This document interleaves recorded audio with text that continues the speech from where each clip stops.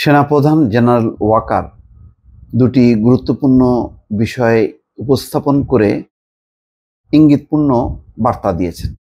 দর্শক, কি সেই ইঙ্গিতপূর্ণ বার্তা সেটি বিশ্লেষণ করছি।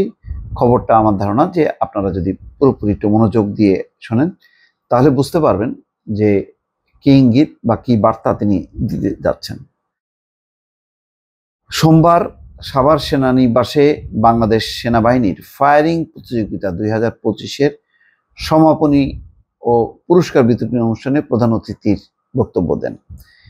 তিনি বলছেন, দেশে নির্বাচিত সরকার ও শৃঙ্খলা ফিরে আসার আগ পর্যন্ত সেনাবাহিনীকে ধৈর্যের সঙ্গে কাজ করতে হবে, পেশাদারত্বের মাধ্যমে এই কাজ করতে হবে।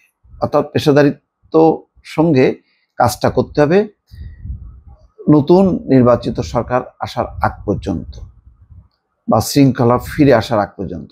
একটা হলো নির্বাচিত সরকার এবং শৃঙ্খলা ফিরে আসার আগ পর্যন্ত সেনাবাহিনীকে ধৈর্যের সঙ্গে কাজ করে যেতে হবে। তার মানে সেনাবাহিনী বেশ লম্বা সময় মাঠে থাকবে, নির্বাচন পর্যন্ত, নতুন সরকার পর্যন্ত। এটা কিন্তু তিনি পরিষ্কার একটা বার্তা দিলেন। আরো বার্তা আছে দর্শক, এবং সেটি অত্যন্ত গুরুত্বপূর্ণ। সেটি হচ্ছে, জেনারেল ওয়াকারুজ্জামান বলছেন, আমরা মনে করেছিলাম তাড়াতাড়ি সেনানিবাসে ফেরত আসবে।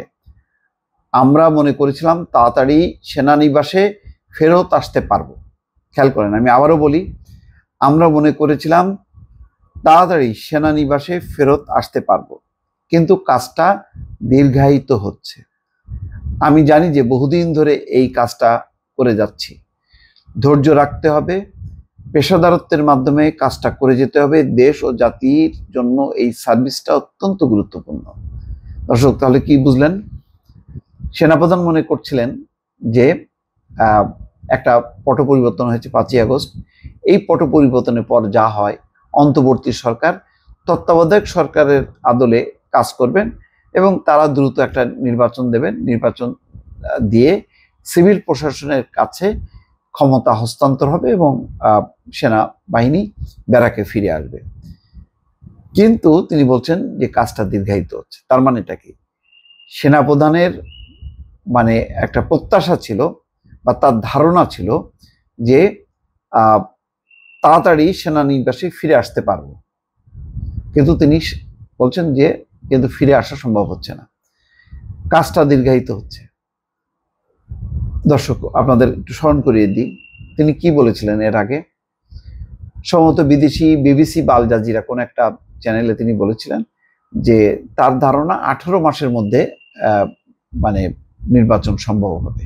18 মাস, সেই অনুযায়ী কিন্তু চলতি বছরের মধ্যে নির্বাচন হবার কথা, এবং সেটাই কিন্তু তিনি তখন ধারণা দিয়েছিলেন। এবং প্রথমবার তিনি এই ধরনের বক্তব্য দেওয়ার কারণে বেশ চাঞ্চল্য তৈরি হয়েছিল।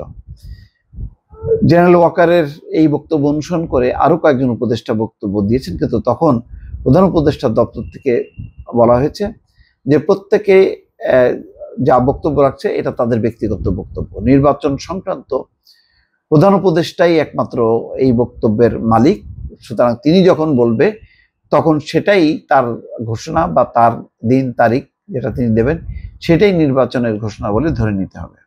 পরিষ্কার। অর্থাৎ 18 মাসের কথা যেটা বলেছেন সেটা হয়তো অনেকের পছন্দ হয়নি। তো এই কারণেই সেনাপ্রধান বলছেন যে আমরা ভেবেছিলাম তাড়াতাড়ি আমরা ফিরে আসতে পারবো, কিন্তু কাজটা দীর্ঘায়িত হচ্ছে। এখন দর্শক বুঝে নেন, তার মানে সেনাপ্রধানও একভাবে চেয়েছেন যে নির্বাচনটা তাড়াতাড়ি হয়ে যাক, আমরা এইভাবে আর লম্বা সময় অন্তর্বর্তী সরকার হোক, তত্ত্বাবধায়ক সরকার হোক, তারা যতদিন থাকে, যেহেতু তখন সিভিল অ্যাডমিনিস্ট্রেশন দুর্বল হয়ে যায়, তত্ত্বাবধায়ক সরকার বা অন্তর্বর্তী সরকারের যেহেতু কোনো রাজনৈতিক দল নেই, রাজনৈতিক সরকার না, ফলে তখন সেনাবাহিনীকে সাপোর্ট দিতে হয়। তো সেই সাপোর্টটা লম্বা সময় হয়ে যাচ্ছে, অনেকটা 1-11-এর মতন।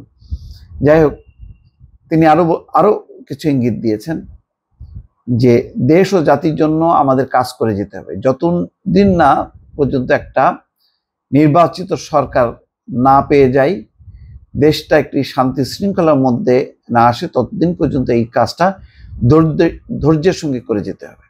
অর্থাৎ নির্বাচিত সরকার না আসা পর্যন্ত এই কাজটা করে যেতে হবে। কোনো উচ্ছৃঙ্খল কাজ করা যাবে না, এদিকে আমাদের নজর রাখতে হবে। বল প্রয়োগ করা যাবে না, মাঝে মাঝে এই কাজগুলো করতে যে কিছু বল প্রয়োগ করতে হয়, বল প্রয়োগ করতে গেলেও একেবারে প্রপোর্শনেট, অর্থাৎ যতটুক না করলেই নয়, যেন তেমনটা করা হয়। যত কম বল প্রয়োগের মাধ্যমে কাজগুলো করা যায় ততই ভালো।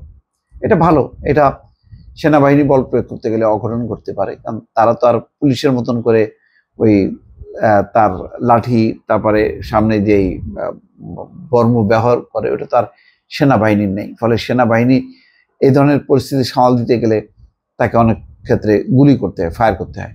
তো সেই জন্য বলছে যে মানে যত কম বল প্রয়োগ করে যৌথ বাহিনী বা অন্যদের সহযোগিতায় পরিস্থিতিটা নিয়ন্ত্রণ করা যায়।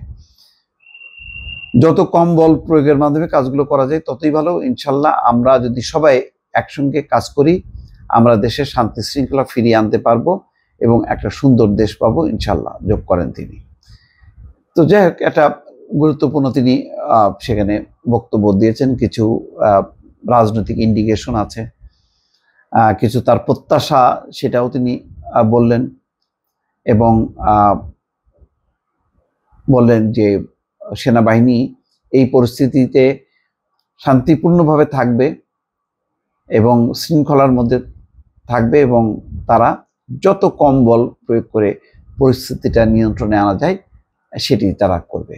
খুবই ইঙ্গিতপূর্ণ দর্শক বক্তব্য। ভালো থাকবেন। আল্লাহ হাফেজ।